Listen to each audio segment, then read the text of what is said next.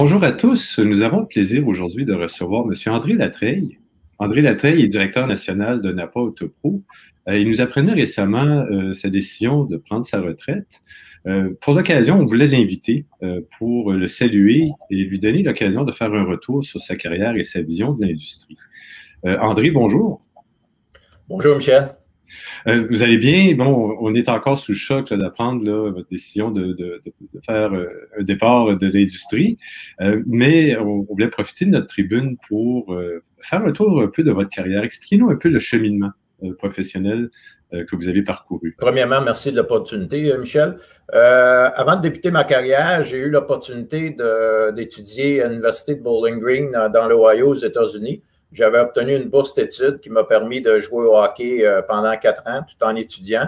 Et ça a été une expérience très enrichissante et j'ai encore gardé contact avec des coéquipiers de plus de 40 ans avec lesquels j'ai eu l'opportunité d'étudier et de jouer au hockey, dont George McPhee, qui est présentement le président des Golden Knights de Vegas de la Ligue nationale de hockey.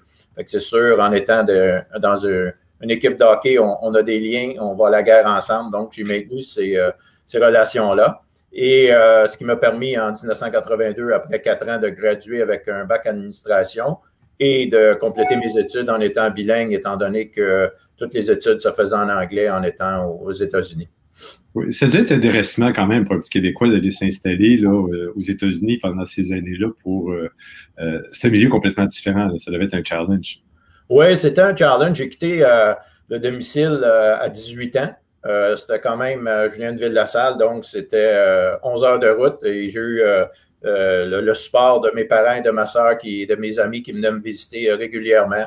Dans ce moment-là, si on recule en arrière, il n'y avait pas de FaceTime ou de Zoom, donc c'était le téléphone ou les lettres, puis eux venaient m'encourager. C'était une expérience enrichissante au niveau de la discipline et l'engagement et être autonome, donc qui m'a profité également dans ma carrière. Donc, vous revenez au Québec par la suite avec un diplôme en administration. Parlez-nous de vos premiers emplois. En fait, mes premiers emplois, j'ai gradué en 82, comme je mentionnais tantôt. Puis quand je suis revenu à Montréal en ayant mon bac, et j'ai cherché des emplois. Et au cours de ma carrière, j'ai eu l'opportunité de travailler pour des compagnies renommées telles que Texaco, Couche-Tard. J'ai également travaillé 5 ans chez Sargaz et présentement chez Napa. Donc, ça fut toutes des entreprises renommées qui m'ont permis de profiter de ma carrière. Parfait. Bon, vous étiez donc dans les plus du côté pétrole. Ça touche quand même à l'industrie automobile. Qu'est-ce qui vous a amené à faire la transition vers la pièce, le service d'après-marché? Bien, en fait, quand j'ai débuté ma carrière, puis mon cheminement de carrière, en fait, j'avais un emploi avant de travailler chez Texaco. Après 1 an et demi sur le marché du travail pour une compagnie que j'étais représentant des ventes, je me suis joint à Texaco. Et du fil en aiguille, j'ai eu l'opportunité par la suite d'aller travailler chez Couche-Tard pour développer le côté pétrolier. Par la suite, c'était chez Sargaz et ensuite chez Ultramar qui m'a amené chez Napa. Donc, j'ai eu un cheminement dans le domaine automobile sans nécessairement choisir le domaine automobile. C'est peut-être le domaine automobile qui m'avait choisi. Et comme je mentionne souvent à mes gens, la clé du succès, c'est de travailler avec des humains, c'est de travailler en équipe. Donc, peu importe ce que tu représentes, que ce soit le pétrole, des pièces d'auto ou le domaine alimentaire, on travaille avec des individus en tant que fournisseur, en tant que client.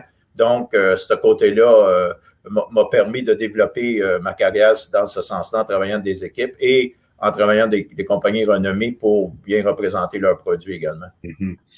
Parlez-nous un peu de votre cheminement dans la famille Napa. Quand vous êtes entré, c'était pas comme directeur là, de tout le réseau. Expliquez-nous un peu la progression de votre carrière. Quand je me suis joint à Napa il y a 11 ans, mon premier emploi était directeur général du centre de distribution de Montréal et du centre qu'on avait à ce moment-là à Ottawa. Par la suite, j'ai été directeur régional pour la force de vente dédiée et depuis les 4 dernières années, je suis directeur national de la bannière Napa Autopro pour le Canada. C'est un réseau quand même assez colossal. On parle de 625 ateliers répartis à travers le Canada. C'est une autre réalité, là. Oui, effectivement, c'est une autre réalité. Puis le nombre 625 paraît imposant et important, mais ce qui fait la marque de Napa, c'est la qualité de nos membres, le professionnalisme que nos membres offrent à leurs clients, la relation qu'ils ont avec les gens des magasins, parce qu'on est un tout, Napa, tu as la bannière Napa Autopro, mais tu as les magasins Napa qui desservent nos ateliers. On a une équipe de Napa Autopro en place, des spécialistes développement des affaires avec les directeurs qui s'occupent des relations avec nos membres. C'est pas seulement une image, c'est pas seulement des programmes. La force, c'est sur la ligne de feu avec les membres qui sont bien appuyés par nos équipes à l'interne. Les gens qui vous connaissent, André, savent votre engagement dans l'industrie. J'aimerais qu'on aborde ce volet-là avec vous, que ce soit au sein de votre famille de Napa, avec les fournisseurs de services d'entretien, ou au sein de l'AIA Canada, vous êtes impliqué de longue date dans l'industrie. Oui, effectivement, comme je mentionnais plus tôt, ça fait 11 ans dans l'après-marché avec Napa et j'ai eu l'opportunité d'être membre de l'AIA Canada et aux 2 ans président au Québec, la division Québec, et 10 ans impliqué avec l'AIA. C'est une industrie, comme vous avez mentionné, qui est en évolution. On fait face à beaucoup de changements, mais ce que je trouvais intéressant et ce que je trouve encore intéressant, c'est l'importance du regroupement pour l'avenir du secteur automobile.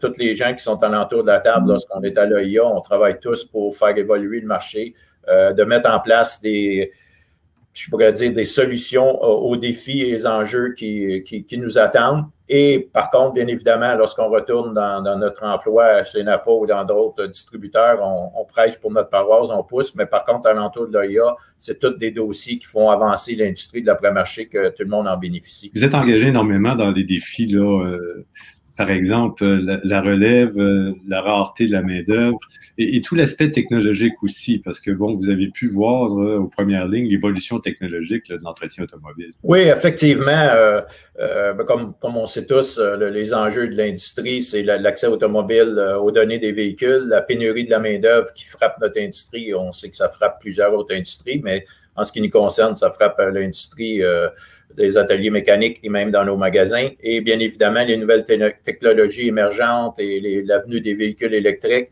ça l'amène à avoir un comportement, je vous dirais, une formation différente pour bien s'occuper ou bien entretenir ces véhicules. Le secteur du marché secondaire a vécu une période de crise comme l'ensemble du Canada d'ailleurs, puis le monde, quand on y pense. La pandémie de la COVID a changé quand même là, beaucoup d'éléments. Ce qu'on voit du marché secondaire, c'est que, il est résilient, survécu à la crise, a été reconnu aussi comme une industrie essentielle. Quelles sont les conséquences que vous avez pu noter de cette période-là? Puis en fait, ça serait facile d'énumérer les conséquences négatives, mais si on s'en tient au positif et aux éléments constructifs, le fait d'avoir été reconnu comme un service essentiel, ça a amené nos gens et tout le monde, bien évidemment, à adapter ses fonctions et ses tâches. Et en ce qui concerne nous, en tant qu'employés, on faisait du télétravail, mais c'est un peu difficile de faire du télétravail d'entretien mécanique pour nos gens. Donc, ils ont eu à s'adapter à toutes les mesures. Ils ont eu, premièrement, à mettre en place toutes les mesures sanitaires. Ça a été un excellent travail d'équipe. J'appelle les gens sur la ligne de feu. Il y avait des moyens aussi que les clients pouvaient prendre rendez-vous à distance, juste laisser leurs clés sans nécessairement rentrer dans les salles de vente de nos ateliers. Ça allait amener un travail différemment pour nos mécaniciens et nos entrepreneurs de bien servir la clientèle tout en demeurant l'élément sécurité. Je vous dirais que ça allait amener davantage un travail d'équipe. Tout le monde se soutenait, puis tout le monde faisait face, comme vous avez mentionné, à l'inconnu.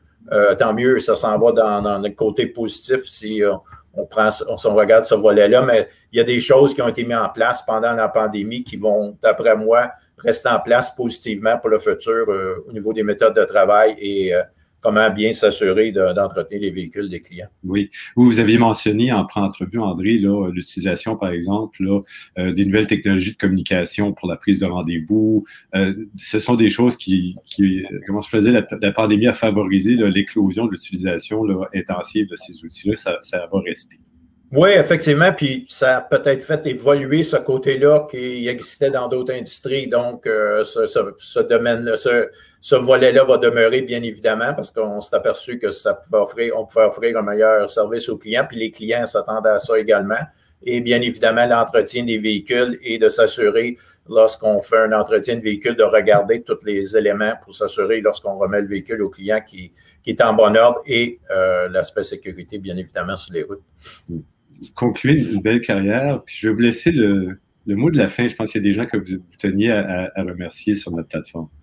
Oui, bien évidemment, je l'ai mentionné en début d'entrevue. Je dois remercier mes parents qui ont toujours été là pour me supporter, là, bien évidemment, dans ma jeunesse, autant dans les sports qu'au niveau du travail. Mon père me revenait souvent avec les mêmes bons conseils que j'ai mis en application tout le long de ma carrière de respect des gens, l'engagement, l'esprit d'équipe. Il y a un terme qu'on utilise autant dans le sport qu'on le travail, de donner toujours mon 100%.